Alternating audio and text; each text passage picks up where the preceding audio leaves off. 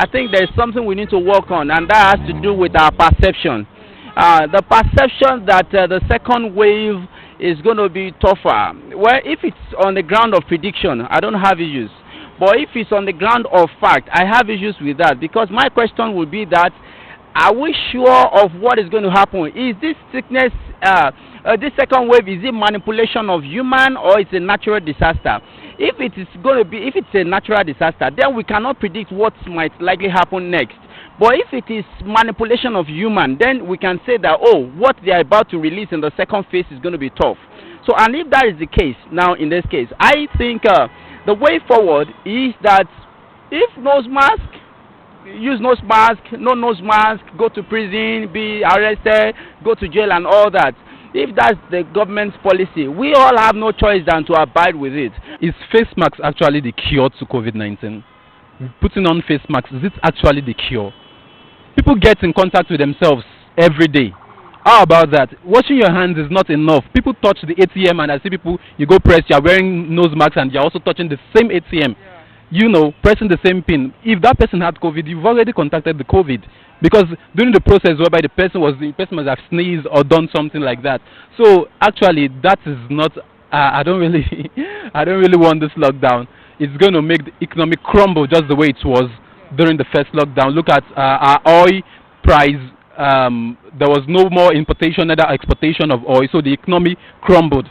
So I wouldn't want such again, because it's going to really affect Nigeria, and I don't think we'll be able to recover from it in the next few years to come. Whether we like it or not, COVID-19 has come to stay. In the same way HIV came some decades back. So it has come to stay. So the only thing to prevent is by using nose mask and face shield, and it's for the people to comply with the directive of the government, whether we like it or not. Government should sensitize people. Government should educate people.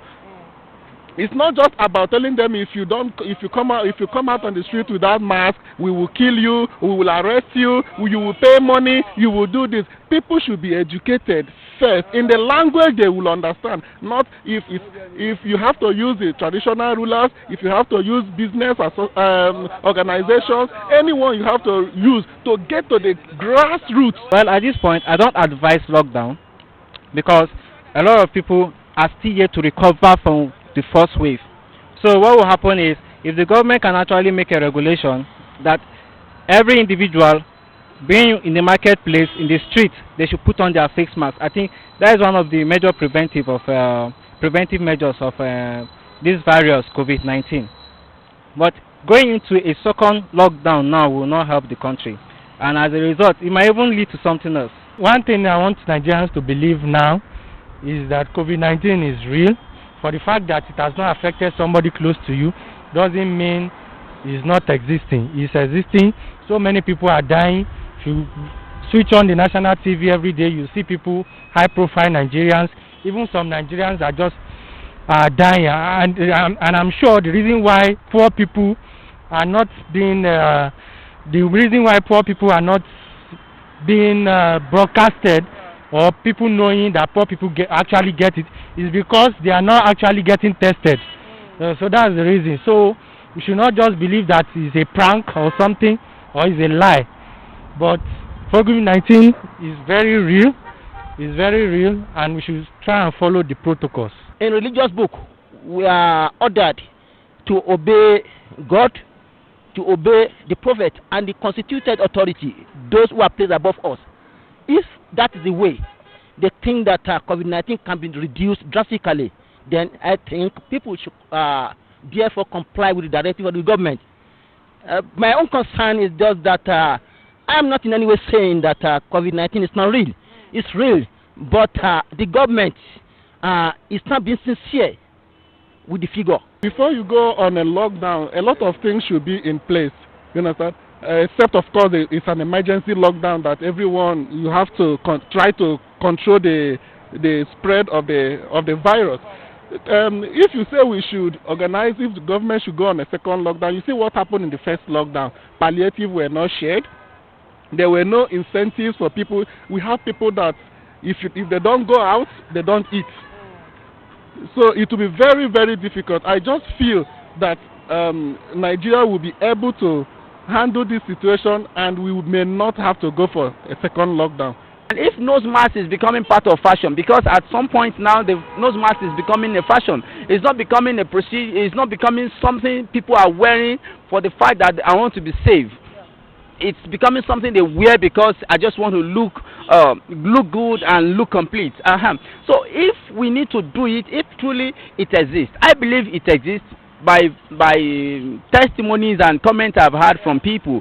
I believe it exists. But the truth of the matter is that whatever we need to do, if those masks will be the only thing, I think that's not the additional thing should be that we need to have anti-sanitizers. These are the things we need to work. If I cover my nose, I cover my mouth and do everything I need to do, fine. Does it mean that I can't touch surfaces? Well, we can only say what we can and do the best we can. But I believe within our respective capacity, we should take care of ourselves, be hygienic, and also respect government through the best you can, so you won't be armed or maybe disrespected or what would I say, to be put in prison. So just do what you can do and just obey the government. That's all we can do. If the government can provide fixed masks, so that when they provide these masks to citizens, to people, they can compel them, force them to wear these masks around. But a situation whereby you don't actually make provision for all these things, and you're trying to force the citizen to wear these masks, you see, they will find it difficult. So I think the government should start from that and giving more evidence and more proof in the media, in the newspapers, to actually show that yes, this disease exists. What are the policies they have made available for transport sections? We all still congest ourselves in vehicles, even in government vehicles.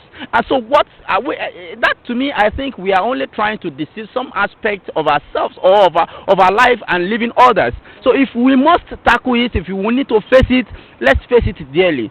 And let's make sure all necessary protocols are being followed.